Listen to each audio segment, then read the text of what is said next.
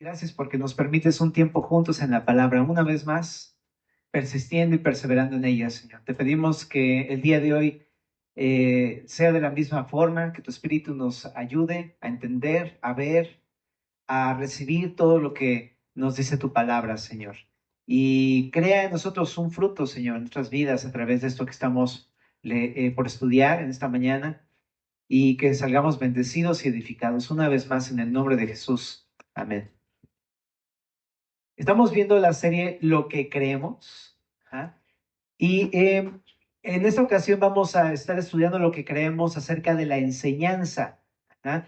En Semilla de Mostaza enseñamos verso a verso, capítulo por capítulo. No sé si te has dado cuenta, pero ha sido la forma general en cómo lo hacemos, ¿no? Abrimos un libro y empezamos a estudiar el libro y continuamos hasta el final y así después termina ese y nos vamos con otro. Generalmente así es. Y esto es un legado, pues, de mi pastor Fermín, ¿no? Pero a su vez al pastor le dejó eso como legado su pastor, el pastor Héctor Hermosillo, y que a su vez le dejó su pastor y así. Pero ¿de dónde nace todo esto? Esa idea de los pastores es nada más porque nos gusta, porque nos parece bien. Creo que esto tiene un fundamento bíblico. Está en Segunda de Timoteo, capítulo 4. Vamos a leer este pasaje y vamos a empezar a examinar esto que dice acá. Dice Pablo escribiendo a Timoteo: te encarezco delante de Dios y del Señor Jesucristo, que juzgará a los vivos y a los muertos en su manifestación y en su reino, que prediques la palabra, que instes a tiempo y fuera de tiempo, redarguye, reprende, exhorta con toda paciencia y doctrina. Esto es lo que vamos a estar estudiando esta mañana. Aquí Pablo, tú sabes quién es, ¿no? Es el apóstol Pablo, fue constituido apóstol por Jesús mismo y está escribiendo estas palabras a Timoteo, uno de los discípulos de Jesús, pero era un joven que comenzó a ser pastor y se encargó de pastorear la iglesia de Cristo en Éfeso. Pero como era joven, estaba siendo instruido por Pablo para estas cosas. Y el momento en el que le escribe esto fue en el último momento de la vida de Pablo. Estaba en la cárcel y estaba a probablemente días o semanas o ya muy pocos meses, pero muy poco tiempo antes de ser ejecutado. Entonces tú sabes que cuando las últimas palabras son hechas por alguien, tienen un peso importante en lo que quiere decir. Y este es el legado que le deja a Timoteo.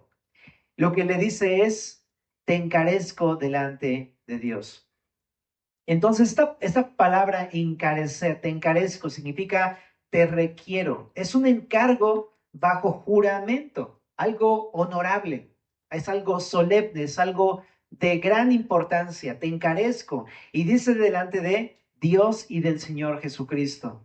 Pablo ya no va a estar. Él sabía que el Señor ya le iba a llamar a su presencia, por eso tiene que hacerlo delante de Dios. Timoteo tiene que seguir esas instrucciones delante de Dios, ¿no? A nosotros generalmente le echamos ganas cuando alguien está ahí con nosotros, ¿no? Cuando tenemos un maestro que nos está diciendo: a ver, ¿cómo vas con esto? A ver, ¿cómo vas con esto? Generalmente luego así es, ¿no? Uno en el trabajo, ¿no? Has visto los videos, ¿no? En los que de repente está el jefe y está bien trabajador ahí el muchacho, pero se va el jefe y de repente ya nada más es como, ya sabes, ¿no? Pero en el caso de Timoteo no podía ser así. Dice: no voy a estar ahí, pero está el Señor, está viéndote todo el tiempo. Me recuerda que en Colosenses 3:23 Pablo decía que todo lo que hagamos, lo hagamos como para el Señor y no para los hombres, ¿verdad? ¿Y por qué le dice esto?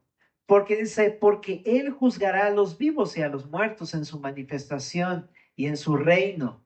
Ajá.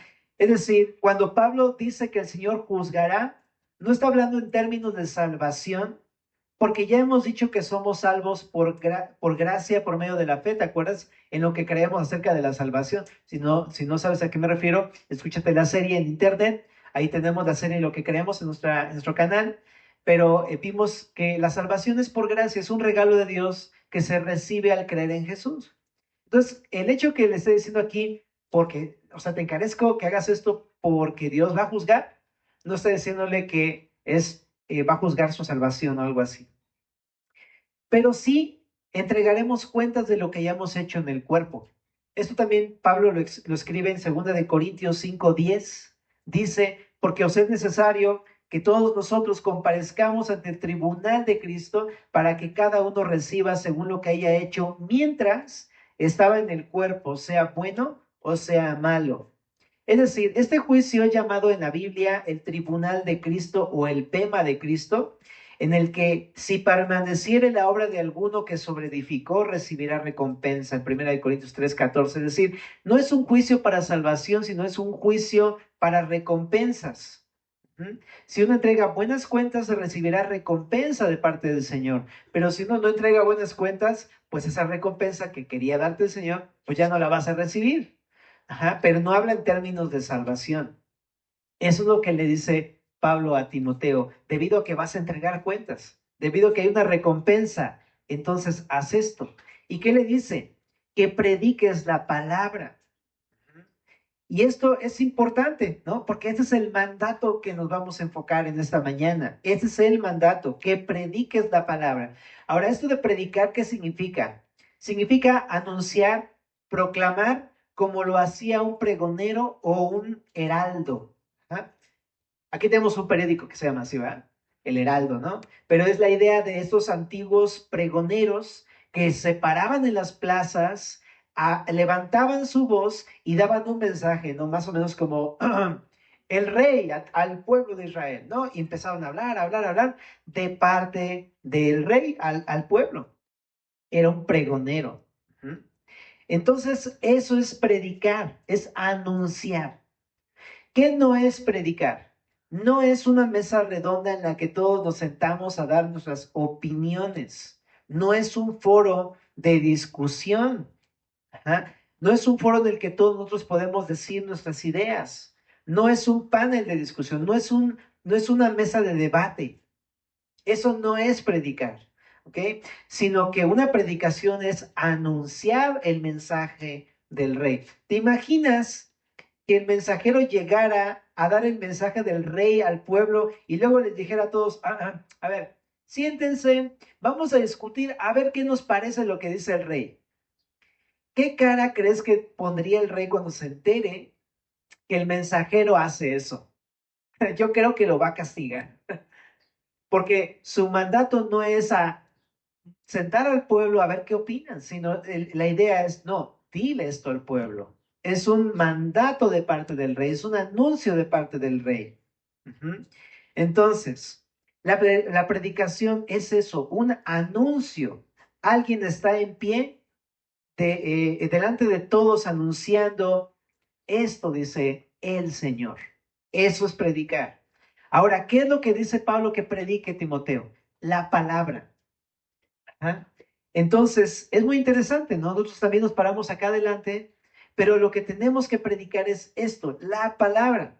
Pablo le dice a Timoteo, ¿qué es lo que tiene que decir? Ahora sí que están muy padres sus opiniones de Timoteo, probablemente tiene muy buenas ideas o puntos de vista, ¿no? Pero eso no es lo que tiene que enseñar Timoteo. Lo que Timoteo tiene que enseñar es la palabra de Dios.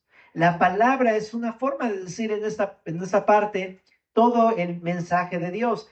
Pues la Biblia, eso es lo que tenía que enseñar Timoteo. Ujú. Hoy existen muchos mensajes, chécate, hoy existen tristemente muchos mensajes con la palabra, pero no son la palabra. Déjame explicarte un poquito. Son mensajes que tú escuchas en internet, en diferentes lugares y todo, que están basados en la palabra, que te leen porciones bíblicas, que contienen versículos, que tienen historias bíblicas, pero no son la palabra. Es muy diferente. Mira, es como estas bebidas sabor limón que tienen color limón, pero no son agua de limón, como dice el chavo, ¿no? Que parece limón, pero tiene color a tamarindo, pero sabe a Jamaica. Pero no es, o sea, ¿me explico? Son, pero parecen, pero no son la palabra. Ajá. Hay personas que hacen eso en el púlpito. hablan cosas acerca de la Biblia, mencionan ciertos versículos, mencionan ciertas citas o historias, pero empiezan a decir una cantidad de ideas personales solamente derivadas de eso, pero no están leyendo el texto. Ujú. Sin embargo, el mandato es presentar el mensaje de la palabra, o sea, leer la palabra, estudiar la Biblia. Eso es lo que se tiene que hacer y hacerlo de una manera íntegra. Eso es lo que nosotros aquí en Semilla llamamos predicación expositiva, ¿no? Y eso de predicación expositiva, ¿qué es? ¿Por qué se llama así bien raro, ¿verdad? Predicación expositiva, ¿qué es eso? Bueno, se le llama así porque expone lo que dice el texto bíblico, el significado original del autor, y de ahí mismo se desprenden todas las aplicaciones que se tienen que decir para nuestras vidas. No tenemos, en ese sentido, lo que hacemos en Semilla es lo que hacemos. Si ya te has dado cuenta, leemos el texto y lo vamos desmenuzando. Ajá. Y está bien padre porque no tenemos que buscar contenido cada vez que toca una enseñanza en domingo o en miércoles, ¿no? No es como, ¿y ahora qué voy a enseñar el domingo? No, ahí está, ¿no? Toca el capítulo 1, perfecto. ¿Y ahora qué voy a enseñar el siguiente domingo? Pues el capítulo 2, ¿me explico? O sea, no tenemos que inventarnos contenido, simplemente seguir leyendo, eso es todo, listo. Tampoco tenemos que inventarnos explicaciones raras acerca del texto, ¿no?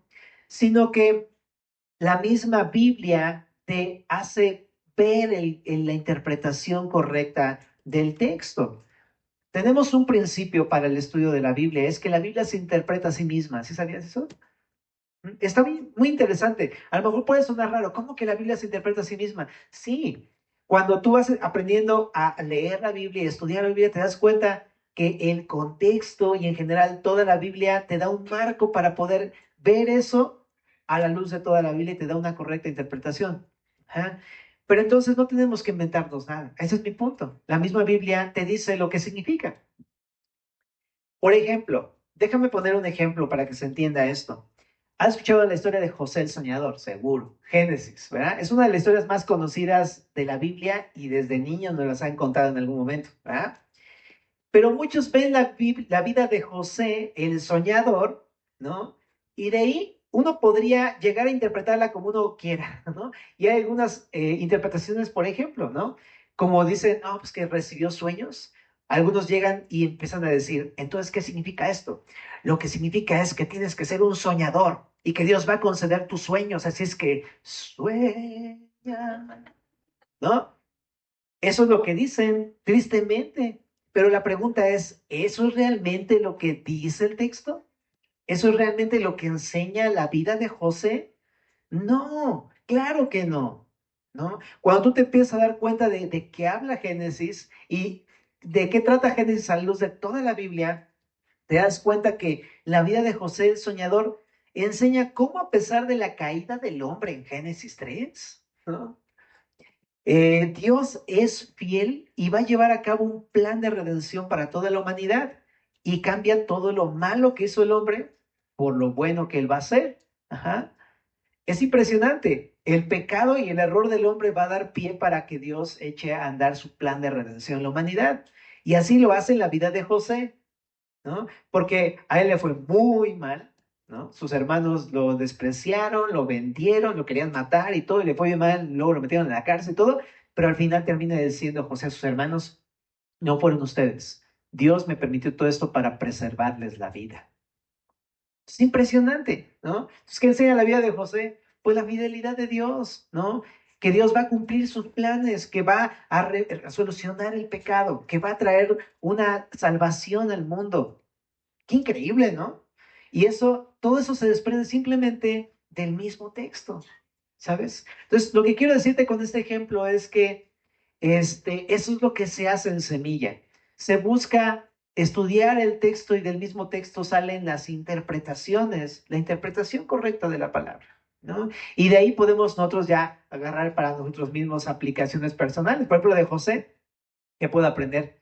Ah, pues si me están pasando cosas que yo creo que son malas, Dios puede usar todo eso para mi bien, ¿no? Eso ya es una aplicación, ¿no? O de saber de que, pues a pesar de que el mundo está muy mal, pues Dios es fiel y va a llevar a cabo sus planes y va a salvar. y va a traer perdón, ¿no? O sea, todo esto es muy personal ya, pero todo se desprende del mismo texto. Ahora, nosotros tenemos una responsabilidad como pastores a la hora de estar enseñando la Biblia desde acá arriba. En Hechos 20:27 dice Pablo, cuando, si vas para allá, te voy a leer nada más rápido, decir el contexto rápido, pero resulta que Pablo está ya yéndose de Éfeso, estuvo un tiempo en Éfeso plantando iglesias, enseñando la doctrina y demás, y de pronto ya se va. Y en Mileto hace una junta con todos los pastores de Asia Menor, de toda esa zona, y les encarga cosas. Les dice, ahí en el verso 27, yo os protesto en el día de hoy, que estoy limpio de la sangre de todos porque no he rehuido anunciaros todo el consejo de Dios. De hecho, desde un versículo atrás, desde el verso número 26 también les dice, em, desde el 25, ¿no? No, sí, perdón, sí te leí completo, 25, 26 y 27. Yo os protesto en el día de hoy que estoy limpio de la sangre de todos. Lo que está diciendo es que hay una responsabilidad que tienen los pastores que enseñan la palabra, y esa responsabilidad es presentar todo el consejo de Dios, la Biblia, enseñar la Biblia por completo. Ujú. En Semilla, generalmente, por eso es que enseñamos no por tópicos, no por temas. Ujú. Y no es porque esté mal enseñar por tópicos, por ejemplo, ahorita nuestra serie es una serie temática, lo que creemos. Ajá. Pero cuando voy verso a verso, capítulo por capítulo, puedo cubrir todo el contenido de la palabra. Cuando yo lo hago por tópicos, corro el riesgo de omitir ciertas cosas, ¿no? No tocar temas incómodos que no me gustaría decir, ¿no? O que no me gustaría leer, o simplemente leer solamente algunos que me gustan porque pues tengo preferencia o inclinación a esas cosas, ¿no? Pero cuando voy verso a verso, capítulo por capítulo, inevitablemente voy a tener que estudiar cosas que yo no quería, pero después de leerlas me doy cuenta que eran tan necesarias haberlas leído. Y eso es lo que sucede en el verso a verso. ¿Mm? Entonces no estoy yo escogiendo, sino Dios está poniendo el itinerario y el temario y todo junto, ¿no? Y entonces es así, porque a veces no nos gusta que, o sea, cuando te dice un papá, ven hijo, quiero hablar contigo. Uy, ¿no? Hay cosas que no te gustan o que crees que no necesitas y después dices, no, pues sí lo necesitaba. Como cuando te dice, ven, te voy a decir algo. Aquí tienes tu domingo. Ay, papá. ¿No? Hay cosas que dices, no, pues sí me convenía, ¿no? Entonces, igual, hay cosas que luego te das cuenta que eran tan necesarias y que si no te lo hubiera dicho el Señor, no lo hubieras hecho. Bueno, ahora también nos damos cuenta que darle la vuelta a toda la Biblia, o sea, leer toda la Biblia y estudiar toda la Biblia puede llevar años, ¿qué digo años? Décadas, ¿no? A lo mejor 20, 25 años o algo así, darle la vuelta a toda la Biblia, ¿no? Aquí en Sevilla el miércoles, o así que no estás tú vas a verlo, pero desde el 2012 empezó el estudio el miércoles y ya llevamos un poco más de la mitad de todos los libros de la Biblia, ¿no? Pero nos hemos llevado 12 años, ¿me explico? Ahora, esto también por un lado pienso, no hay prisa. ¿Tienes prisa? ¿No? No hay prisa realmente. Porque como dice Jesús en Juan 17:3, ¿no?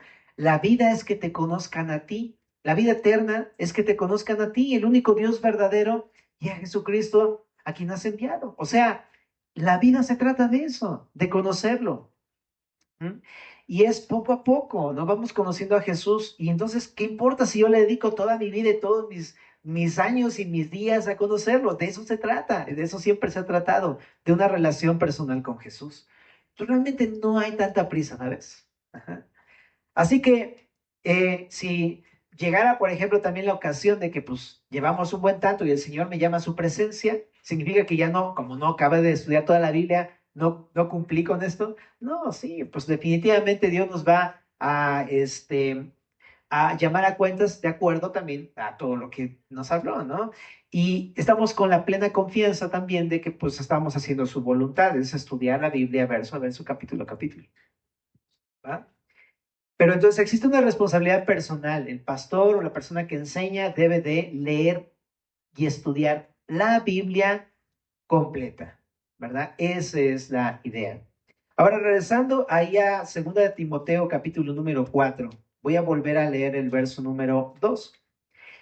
Que prediques la palabra, que instes a tiempo y fuera de tiempo. Instes. Es una palabra interesante. Significa estar presente, significa leer o estudiar la Biblia de forma persistente, insistiendo en ella con ahínco. Eso significa. Pues me he topado con comentarios como de repente que me han dicho, ustedes estudian mucho la Biblia, deberían estudiar otras cosas. Eso me han dicho, ¿tú crees? Pero si no eres semilloso, a lo mejor te puede sonar coherente, ¿no? Porque a lo mejor ha sucedido eso en alguna otra parte de tu vida. Pero yo nací en semilla. Yo nací desde el principio, prácticamente ahí fue donde llegué, ahí pues ahí eché raíces en Semilla, en San Antonio. Bueno, estaba primero allá en la del Valle, ¿no? Algunos llegaron antes, ¿no? Por ahí me decía Rodrigo, el pastor Rodrigo Manín, que él llegó, creo que estaban en Hamburgo, o algo así. O sea, hay unos de ustedes que ya tienen mucho tiempo, pues, en Semilla.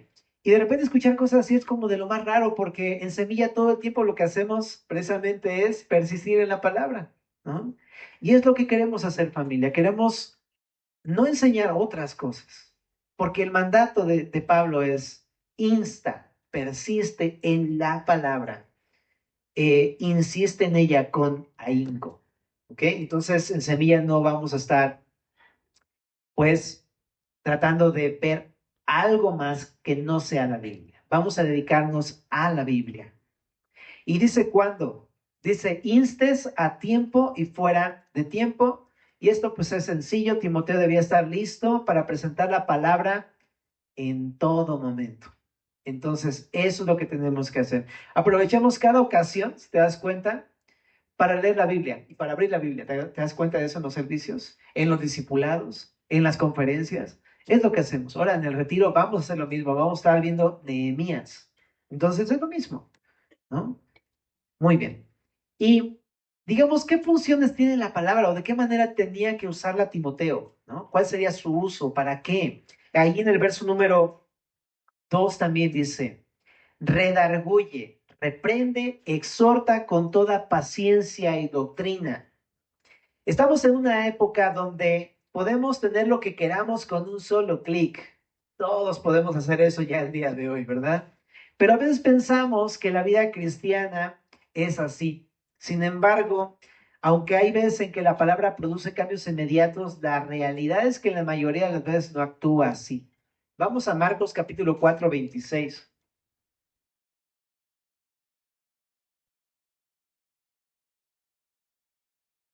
El contexto de este capítulo es la enseñanza de la parábola del sembrador. Jesús estaba diciendo que sí, que Jesús es el sembrador, ¿verdad? Pero que cada uno de nosotros es como tierra, ¿no? Algunos tenemos el corazón de una manera y otros de otra, y depende del tipo de corazón que tengamos, recibimos esa palabra. ¿Ah? Pero al final de esta parábola del sembrador, en el verso 26, Jesús dice esto. Así es el reino. Marcos 4:26. Así es el reino de Dios, como cuando un hombre echa semilla en la tierra y duerme y se levanta de noche y de día y la semilla brota y crece sin que él sepa cómo, porque de suyo lleva fruto la tierra, primero hierba, luego espiga, después grano lleno en la espiga. Y cuando el fruto está maduro, enseguida se mete la hoz porque la siega, o sea, la cosecha ha llegado, ¿no? Está interesante, muy interesante esta forma en que esta parábola en la que lo explica Jesús, esta metáfora. Porque a veces nos gustaría que la palabra fuera diferente, que actuara más rápido, ¿no? Que hubiera frutos inmediatos en nuestra vida, como algo así como un manual ordenado por temas. Ajá. Por ejemplo, a mí me gustaría, por ejemplo, que si yo llego a la iglesia y tengo un problema matrimonial, encontrar en el índice de la Biblia, encontrar problemas matrimoniales. Váyanse a la página 132 y ahí voy ahí, paso uno, ¿no? Esto, paso dos, paso tres. Perfecto, ya está todo listo. Ah, no, tengo un problema con mi familia. Ah, bueno, problemas familiares. Vaya a la página 356. ¿Me explico?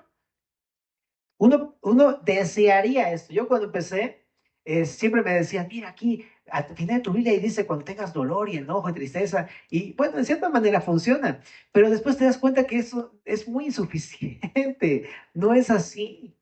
¿Te das cuenta? Y a mí me hubiera encantado, yo me anhelaría leer la Biblia y que dijera, bueno, ya dime lo que necesito, ¿no? Y luego pensaba eso, ¿por qué voy a leerla si no me está diciendo lo que yo necesito? ¿No? Es que no es así.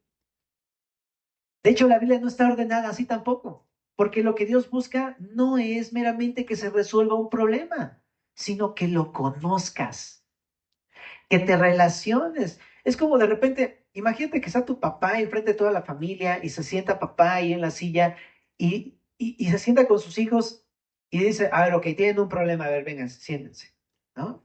Y les invita a comer, les hace una hamburguesita, les hace su refresco, pasa tiempo con ellos, y en eso que está ahí como en la charla y en la hamburguesita y todo, oye, ¿cómo estás? ¿No? Y te empieza a contar cosas, y a mí cómo te fue, ah, pues a mí me fue así, y te empieza a ayudar, y sí, se mete también con tus asuntos personales, pero sobre todo te das cuenta que es mucho más allá de resolver un problema, se trata de conocerlo, se trata de experimentar su amor, se trata pues, de estar con él, ¿sabes? Por eso la Biblia no está ordenada así por temas, porque la idea es que más bien tú te sientes y que disfrutes a Dios, que disfrutes de su presencia, que disfrutes de su compañía, que te relaciones con Él, que te asombres. Incluso, por ejemplo, yo me he dado cuenta, yo de repente digo, yo necesito que me digas qué hacer con este problema económico, Dios. A ver, estoy leyendo y no veo nada. Pero de repente digo, ok, a ver, bueno, voy a ser paciente, pues. Entonces ya vengo y empiezo a leer y de repente me empiezo a dar cuenta, un momento, o sea, aquí dice que Dios es todopoderoso. ¿No? Y empieza a ver cómo que es todopoderoso, a ver, o sea que Él puede todo, o sea que para Él no es difícil nada, o sea que mi problema para Él no es nada difícil, ¿no? Entonces, conociéndolo me doy cuenta, un momento, lo que yo necesitaba no es dinero, ¿no? Lo que yo necesitaba es conocer que tengo un Dios todopoderoso. Y generalmente así sucede con la palabra, ¿sabes? Sucede que más bien se trata de conocerlo a Él y eso tiene todo sentido en lo que tú estás pasando el día de hoy. Ujú. Entonces, ¿por qué te digo todo esto? Porque a veces queremos ya el fruto, ya queremos los resultados, pero esto nos lleva más bien a tener paciencia, esperar a que Él se relacione con nosotros y Él intervenga en nuestras vidas y Él va a empezar a hacer la obra poco a poco. Entonces, por eso es necesario tener, dice Timoteo ahí, con toda paciencia y doctrina. Ajá. Pero me adelanté un poquito, ¿verdad? Pero ¿por qué dice esto? Porque entonces lo que la palabra tiene que hacer son tres cosas: redarguir, reprender y exhortar. ¿Ah? ¿Qué es redarguir? Convencer de un error, de una falta o de que algo está mal en nuestras vidas. Esa es la función para la cual tenía que usar la Biblia a Timoteo, o la forma en la que tenía que usarla Timoteo. La palabra debe convencer al oyente de lo que está mal en su vida. Ujú. Es muy interesante, ¿no? Porque tú y yo generalmente llegamos pensando, pues, qué puede estar mal en mi vida, ¿no? A lo mejor sí sé que por ahí tengo una que otra cosa, ¿no? Pero cuando empiezas a leerla, te empiezas a dar cuenta que hay muchas más cosas que no estás viendo. Y esa es una de las funciones de la palabra, que te ayuda a entender lo que está mal en tu vida. Ujú. Digamos así, la palabra produce un cambio de mente, de manera de pensar. Pensamos que somos incluso hasta buenas personas. Y de repente lees la palabra y te das cuenta, oh, ok, creo que no tanto. Y después pasa el tiempo, con el paso de los años, después llegas a pensar, híjole, no sé cómo Dios me ama, ¿no? Y yo pensé que era buena persona, pero me estoy dando cuenta que soy peor de lo que creía. Esa es la facultad de la palabra que te ayuda a ver tu condición y te ayuda a cambiar tu manera de pensar respecto de ti y respecto de Dios también, ¿no? De repente yo pensé uno piensa muchas cosas de Dios muy, muy diferentes. Y cuando pasa el tiempo, Dios cambia tu manera de pensar con respecto a Dios, ¿no? De repente yo pensé que Dios era un Dios enojón, no sé si te ha pasado también eso, que todo el tiempo es un Dios tirano, que te quiere hacer la vida imposible y que te impone un chorro de reglas. Y de repente empiezas a leer la Biblia y te das cuenta que no, qué equivocado estábamos, ¿verdad? ¿Por qué? Porque Él cambia nuestra manera de pensar cuando empezamos a conocerlo. Eso sucede mucho. A mí me ha pasado con personas, ¿no? De repente tú la ves así, ¿no? Y dices, no, se me hace que ni la salud. Pero de repente ya, ¿cómo está? Buenos días. ¿Qué pasó, mi Josué? Que no sé qué. Y yo, oh, qué falso concepto tenía esa persona, ¿sabes? Y al contrario digo, ves qué lindo. O sea, qué lindo es este hermano, ¿no? Nada más faltaba conocerlo. Entonces, ¿sabes? Es lo mismo con Dios, no cambia nuestra manera de pensar respecto de Él. ¿Qué más hace la palabra? La palabra nos reprende. ¿Qué significa? Requerir, eso significa. O también significa exigir severamente. No lo digo yo, así es el diccionario bíblico, o sea, eso es el griego, ¿ok? La palabra nos requiere, ¿qué nos requiere? Una respuesta. Ajá. Nos corrige. Mientras redarguir es convencerte de que algo está mal. Reprenderte es requerirte un cambio, es una corrección. Es como decirte, no es eso, es así de esta manera. ¿Alguna vez te puse el ejemplo de un beisbolista, te acuerdas? Ajá. Llegas ahí a querer patear la bola de béis así. Y entonces el que te redarguye te dice, eso no, está bien, ¿no? Y el que te corrige te dice, mira, ponte así, te agarras así, ahora sí. La palabra tiene estas dos facultades. Te redarguye, pero también te corrige, te dice cómo es correcto hacerlo. Y eso es lo que hace la palabra, es la forma en que se tiene que usar la Biblia también en la iglesia, ¿no? No solamente para ayudarte a entender lo que está mal, sino para ayudar también a saber qué es lo que está bien. Ajá. Y por eso es una enseñanza, porque se trata de instruir. Eso nos lleva ahorita a un punto más adelante. Es como un niño, cuando algo está haciendo mal, que le dices, así no, mijo, mira, así, lo agarras así, lo mueves así, lo alzas así. ¿Ya entendiste? Sí. Acto seguido, no te hace caso. Y se lo tienes que volver a decir. Pero de eso se trata. Se trata de corregir, corregir, corregir muchas veces. ¿Ah? Y eso hace la palabra. También, ¿qué hace la palabra? Exhorta. Eso de exhortar, tú escuchas exhortar y piensas, uy, ya me regañan, ya van a regañar, ¿no? Es lo que piensas generalmente. Pero realmente la palabra exhortar significa ponerse a tu lado para ayudarte o para consolarte o para auxiliarte o para animarte. Ajá. Para instarte a la acción, para llevarte a la acción. Entonces, cuando somos redarguidos y y hemos entendido que hay algo mal en mi corazón y que necesita ser transformado y que Dios ya me enseñó qué es lo correcto, necesito la ayuda de Dios. Primero necesito el consuelo. ¿Por qué? Porque pues cuando tú y yo nos convencemos de que estamos mal, pues nos apachurramos, ¿no? Nos sentimos mal, ¿no? De que sabemos que no estamos haciendo lo correcto. Es natural sentir tristeza por algún pecado que estamos cometiendo. Y necesitamos quien nos consuele de eso. Necesitamos quien nos anime acerca de la situación que estamos enfrentando en nuestras propias vidas, ¿no? Necesitamos alguien que nos ayude, que nos diga, sí, papacito, sí, sí duele, sí se siente feo, pero ven, te ayudo, vente, te cargo, te levanto, vamos, ¿no? Esa es la obra del Espíritu Santo, ¿sabes? Te consuela, te anima, te ayuda, porque el Espíritu Santo, la palabra, te capacita para ahora hacer lo que es correcto. Sin la ayuda de la palabra no podríamos hacerlo. Ajá.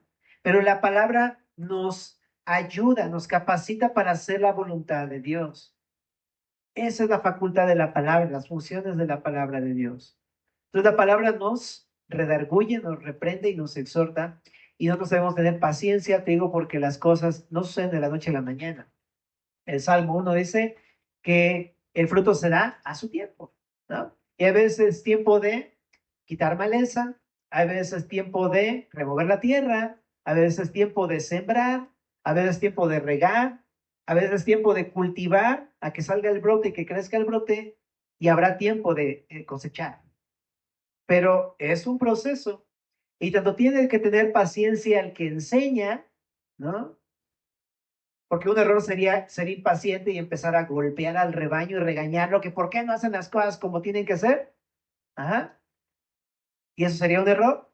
El que enseña tiene que ser paciente y esperar a que haya un fruto en la iglesia. Por eso nosotros generalmente aquí nunca te estamos presionando a que hagas algo. Lo que te decimos es, sí, debería haber esto, pero pues ahora sí que busca a Dios, relaciónate con Dios y Él va a hacer la obra. Es lo que generalmente platicamos.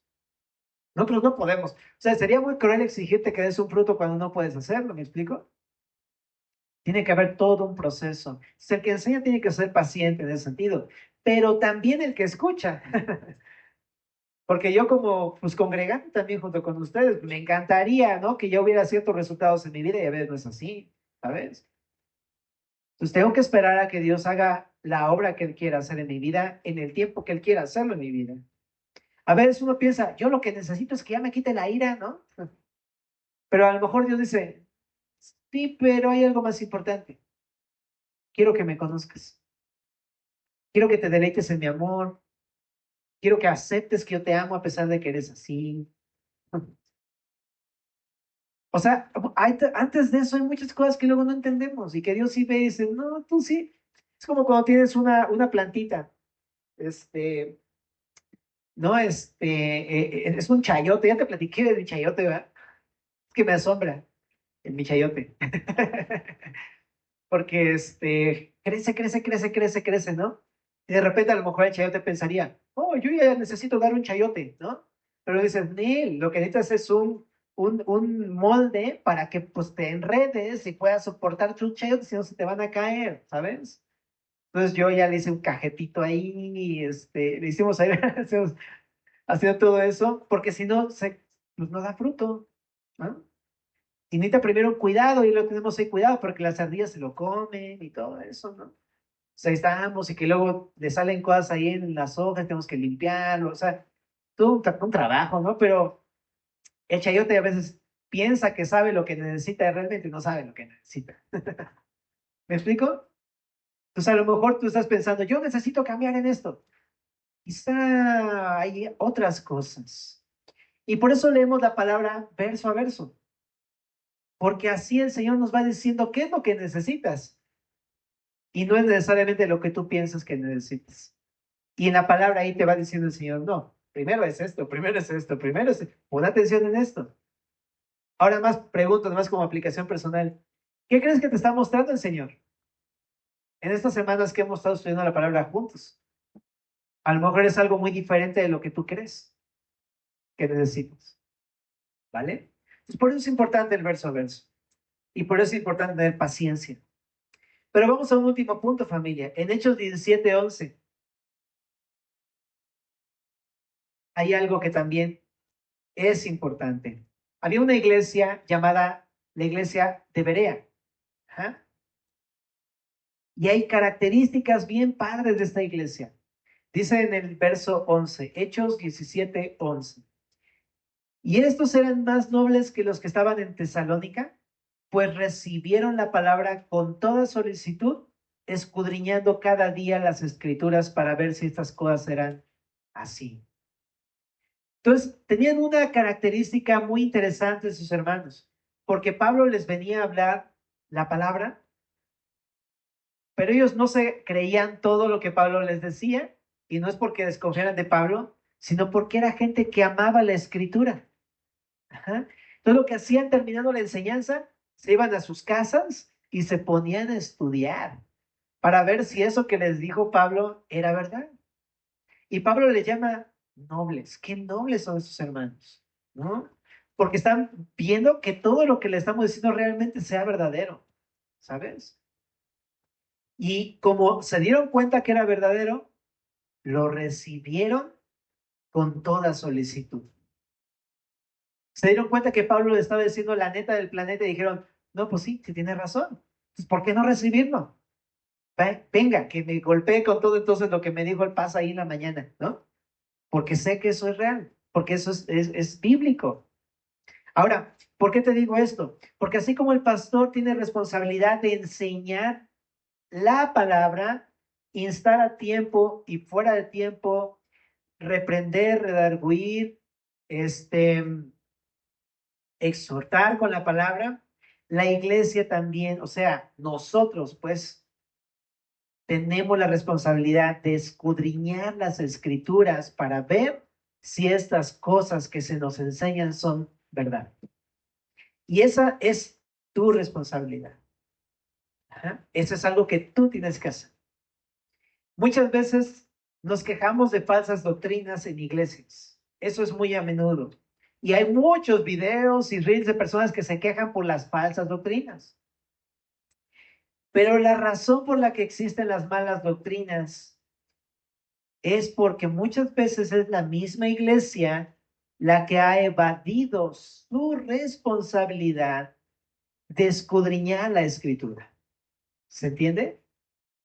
Entonces, yo te animo, en vez de quejarnos de que haya malas doctrinas, ¿qué tenemos que hacer?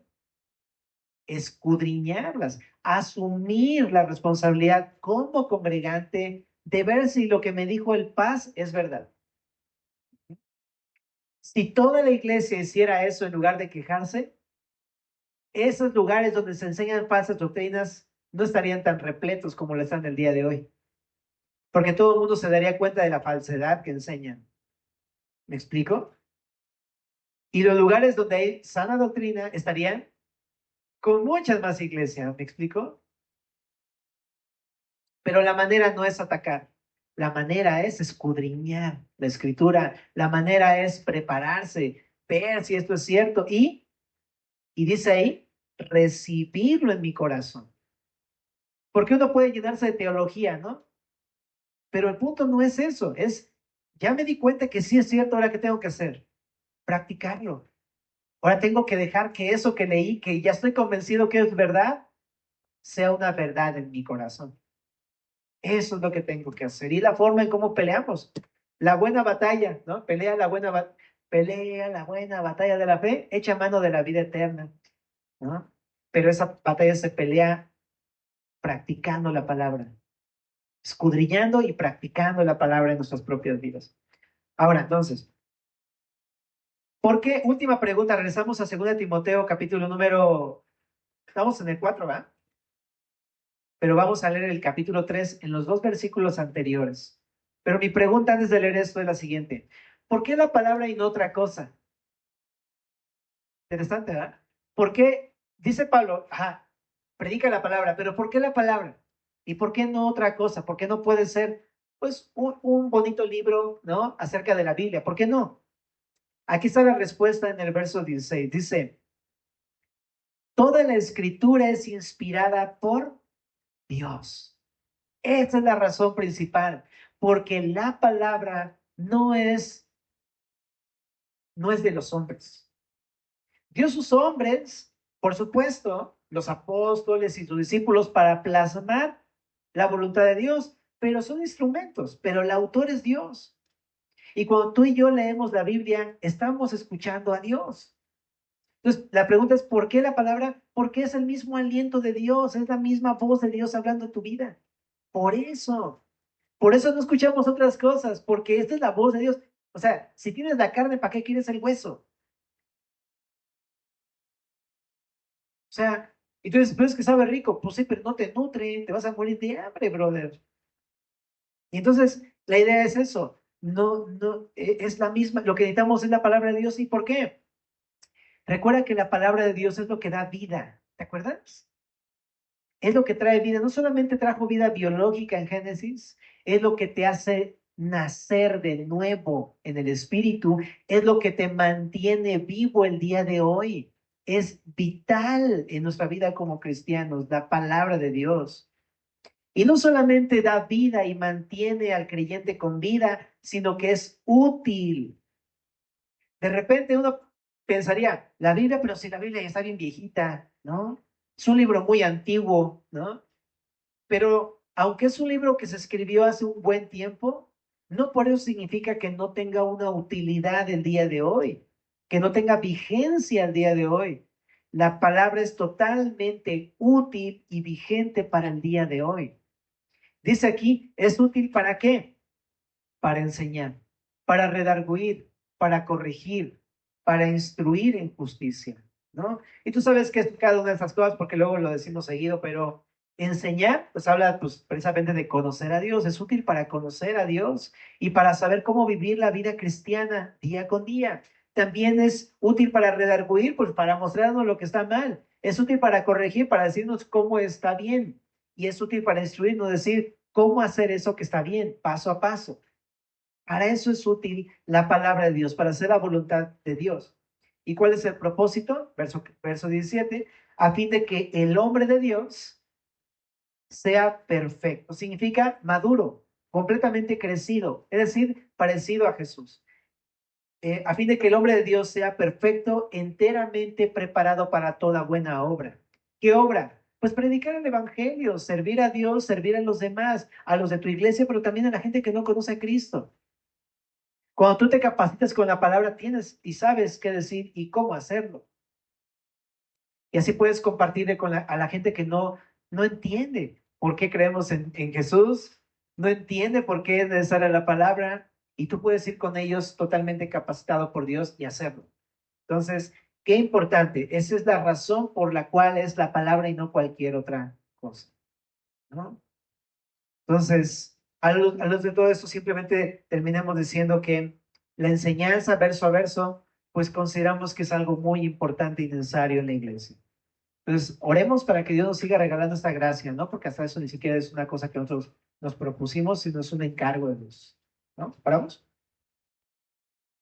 Señor, muchas gracias por tu palabra una vez más. Gracias por seguir enseñándonos, redarguirnos, corregirnos, instruirnos. Te pedimos que tu palabra siga siendo el centro de nuestras reuniones, Señor, que tú seas el centro de las reuniones.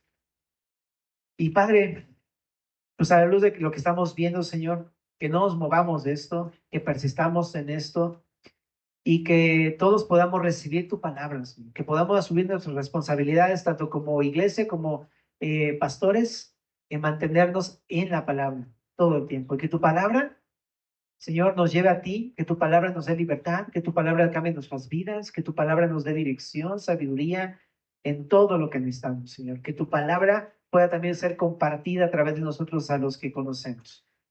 Y todo eso te lo pedimos y te adoramos a ti en el nombre de Jesús. Amén.